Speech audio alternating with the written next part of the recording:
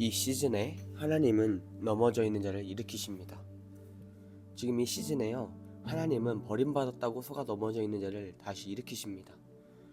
우리의 은사가 인정받지 못하거나 발휘되지 못하면 어떻게 됩니까? 우리 안에 있다고 믿는 은사나 소명이 인정받지 못한다면요, 매우 실망스럽습니다. 많은 사람들이 자신의 은사가 사용되는 교회나 사역에서 충실히 봉사했지만 승진이나 인정, 영예를 얻지 못합니다. 이는요, 좌절감을 낳습니다. 피해의식을 가지게 되죠.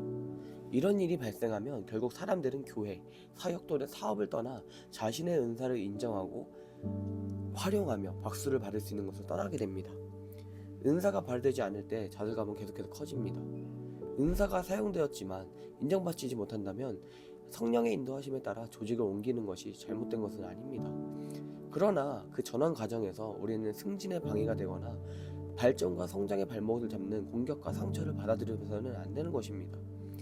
하나님께서는요, 우리를 사랑하십니다. 그래서 모든 환경에서 묶이지 않고 성장하고 자라가기를 원하십니다. 그리고 우리에게 주어진 은사를 가지고 온전히 세워져 가기를 바라십니다. 우리가 육신으로 세운 것은요, 육신으로 유지되어야 합니다. 사역을 하다 보면 한때는 열심히 있었고 충성되게 헌신했던 사람들을 만납니다. 그들은 많은 헌신을 했고 모든 예배에 참석을 했고 하나님 나라에 대한 열정을 가진 분들입니다. 하나님께 이제 쓰임받고자 이제 온전히 드리고 헌신했던 분들이 있습니다. 그러나 어느 순간에 교만으로 죄로 인해 사단의 공격을 돌파하지 못하고 사단의 방해를 극복하지 못하고요, 상처로 받아들이고 심각한 피해의식을 가지고 살아가는 것을 봅니다.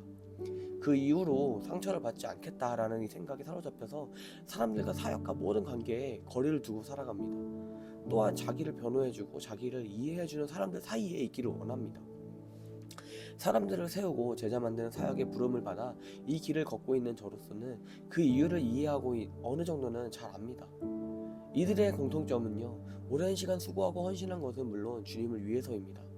그러나 성숙하지 못한 대부분의 사람들은요, 그 내면에 또 다른 동기가 숨어져 있다는 것입니다.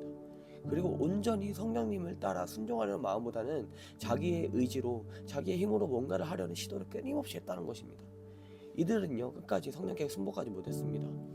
하나님의 인도하심을 믿지만요, 그러나 실제로는 하나님께서 자신을 일으켜서 세우시도록 내버려두기보다는 스스로 사람들 앞에서 인정받으려고 자기의 의로, 자기의 혈기로 노력합니다. 이들은 필사적으로 자기의 목소리와 리더십을 갖고 싶어 했습니다. 그리고 그게 마땅하다고 여겼습니다. 다른 사람들이 리더십이 자신의 은사를 인정하지 않고 거절했다고 생각했기 때문에 그들은 행동으로 인정받고 지위를 얻고자 했습니다. 지름길은 없습니다.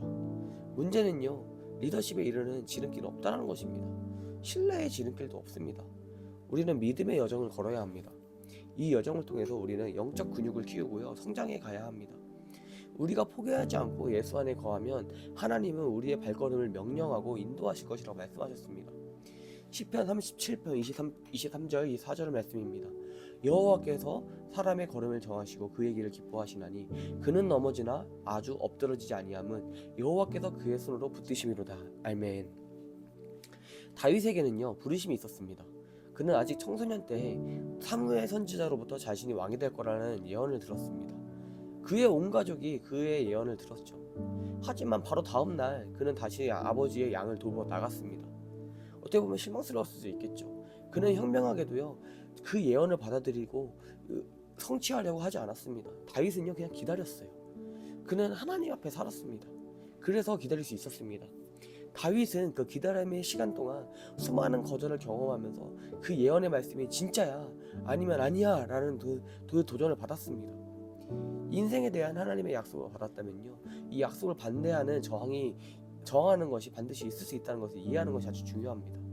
그것은요, 저항이고 공격일 수도 있겠지만요, 또한 하나님의 편에서는 이를 허락하시는 것은 우리가 기꺼이 그 말씀을 이해할 수 있도록 준비시키시는 과정이라는 것입니다. 그 말씀, 그 약속을 받은 이후에 일어난 수많은 하나님의 약속은요, 마치 하나님께서 다윗을 왕의 리더십으로 이끄시는 것처럼 분명해 보였습니다. 그러나 성취에 가까워지기는커녕 사납고 질투심 많은 대적들, 예를 들어 분노한 사울 왕이 막 일어나서요, 그를 죽이고 없애버리고로 막 결심했죠. 그 기간 동안 다윗은 자기를 죽이려는 사울의 목숨을 빼앗을 수 있는 기회가 여러 번 있었습니다. 자기 스스로 장애물을 제거하고요. 그 예언을 실현할 수 있는 기회를 가졌었죠. 마치 하나님께서 사울을 그의 손에 넘겨주신 것처럼 보였습니다. 예를 들어서 사울이 다윗과 그의 부하들이 숨어있던 그 동굴, 즉 화장실에 가기 위해서 동굴에 들어갔을 때 대부분의 사람들은요 그것을 하나님의 개입으로 보았을 것입니다. 하지만요 다윗은 또 부하들이 사울을 건드리지 못하게 했습니다.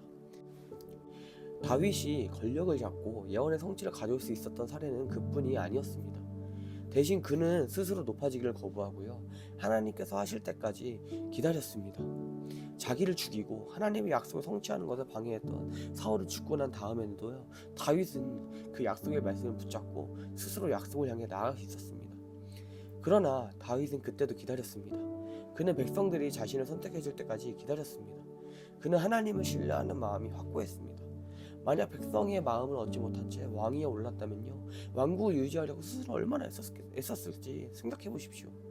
그는 자신의 급한 마음으로 달려가지 않고 믿음으로 기다렸습니다. 다윗은 지혜롭게 하나님의 때를 기다리는 선택을 합니다. 더 기다립니다.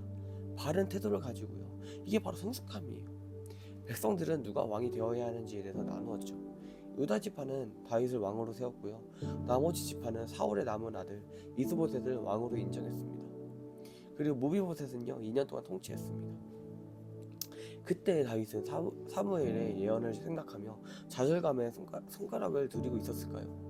성경에서 우리가 배울 수 있는 것은요 다윗이 주님 안에서 끊임없이 자기 자신을 격려했다는 것입니다. 낙심하는 마음, 피해 의식에서 먹히지 않기 위해 스스로 격려하며 포기하지 않아야 했습니다.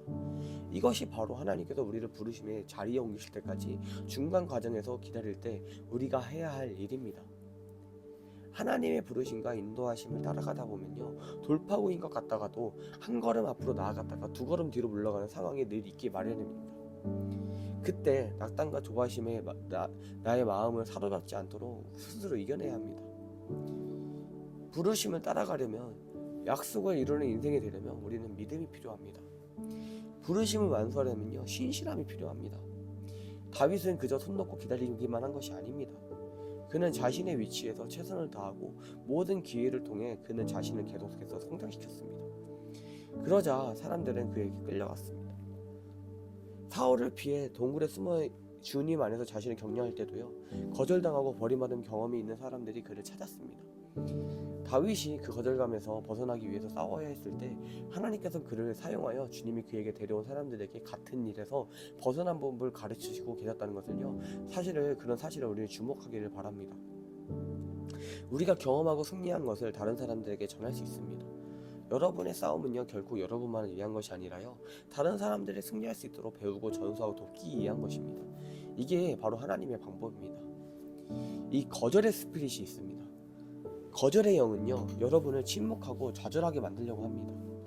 이 영은요 숨어서 포기하거나 자신을 높이도록 강요합니다. 어느 쪽도 경건한 반응이 아닙니다. 다윗처럼 주님 안에서 기도 안에서 임재 안에서 자신을 격려하는 방법을 배우고요 성령의 인도하심 아래 기꺼이 자신의 은사를 성품을 성장시키기를 바랍니다. 다른 사람들과 협력하여 다른 차원으로 올라가기 위해 하나님의 승진의 때에 감당하기 위해 필요한 영적 근육을 키우시길 바랍니다. 그렇게 하면요 결국 사람들이 여러분에게 끌리게 될 것입니다. 영적인 사람들은 영을 추구하는 사람을 알아보고 따르게 되어 있습니다. 기꺼이 하시겠습니까? 여러분이 마땅히 받아야 한다고 생각하는 인정이나 지위를 얻지 못한다 하더라도 주님께 순종할 의향이 아직도 있으십니까? 다윗처럼 세월이 흘러가는 것을 보면서도 하나님께서 하나님이 원하시는 그 자리로 하나님이 말씀하신 그 자리로 옮기실 때까지 기꺼이 기다리시겠습니까? 기다리실 수 있으십니까? 피해 의식, 거절의 무거운 겉옷을 벗어버려야 합니다. 오늘 예수의 피로 깨끗하게 된 우리는요 나를 속이고 나에게 입혀주었던 거절의 겉옷, 피해 의식, 잘못된 마인드의 옷을 버리겠다고 선포하고 일어나시길 바랍니다. 바디메오, 소경, 그 자신을 소경이라고 규정하는 정해지신 이 시기를 벗어버렸던 것처럼 우리도 그 생각을 벗어버리시길 바랍니다. 가리웠던 눈의 회복을 위해 평생 소경으로 살아야 한다는 고정관념에서 벗어나기 위한 믿음의 행동으로 생각을 바꾸었던 것입니다. 그 운명이라는 그 거지 같은 생각을요 잘못된 마인드를요 벗어 던졌습니다. 하나님은요 지금 이 순간에도 우리에게 너답지 않으니 그 거부감의 망토를 벗어버려라, 영혼의 상처를 치유를 받으라, 일어나서 기뻐하라, 용기를 내라, 다시 경주를 시작하고 내가 너에게 준 은사를 사용하여 축복이 되어라, 복된 인생이 되라 라고 말씀하십니다. 그리고 우리의 마음과 눈을 하나님께로 향하면요, 우리가 바른 태도를 가지고 아버지께 나아가면요, 우리를 일으켜 세우실 것임을 믿으시길 바랍니다. 주님은요 우리를 결코 잊지 않으십니다. 하나님은요 선하십니다. 하나님만 선하십니다. 아멘. 여러분을 예수 그리스도 이름으로 축복합니다. 할렐루야.